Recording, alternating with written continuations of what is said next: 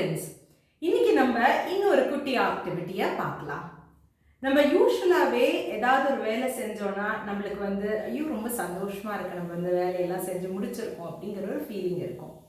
So அதை தொடர்ந்து நம்மளுக்கு ஒரு டு டூ லிஸ்ட்டை போட்டு அதை எல்லாத்தையும் டிக் போட்டுட்டு நான் அந்த வேலையை செஞ்சுருக்கேன் அப்படிங்கிறத காமிச்சு அதுக்கு ஒரு ரிவார்டு அப்படிங்கிறத ஒரு ரிவார்ட் பர்ஸ் வச்சுக்கலாம்.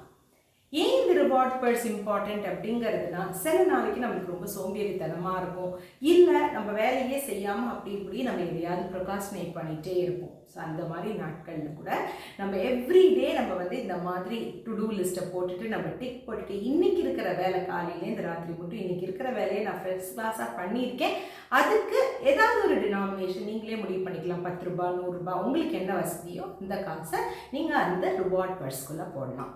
இதுதான் என்னோட ரிவார்ட் பர்ஸ். ஸோ இந்த ரிவார்ட் பர்ஸில் நீங்கள் பார்த்தீங்கன்னா நான் ஒரு நாளைக்கு என்ன வேலை செஞ்சுருக்கேனோ அதுக்கு நான் எனக்கு ஒரு 10 ரூபா இல்லை ஏதாவது ஒரு டினாமினேஷனை நான் போடுவேன். இது மாத கடைசியில் இல்லை ஒரு கொஞ்ச நாள் கழித்து நம்ம அதுலேருந்து எடுத்துகிட்டு நம்மளுக்கு ஏதாவது பிடிச்சமான விஷயம் நம்ம பண்ணலாம். இது நம்மளுக்கு ஒரு டிலேட் கிராட்டிஃபிகேஷன் அப்படிங்கிற ஒரு ஃபீலும் நம்மளுக்கு கொடுக்கும்.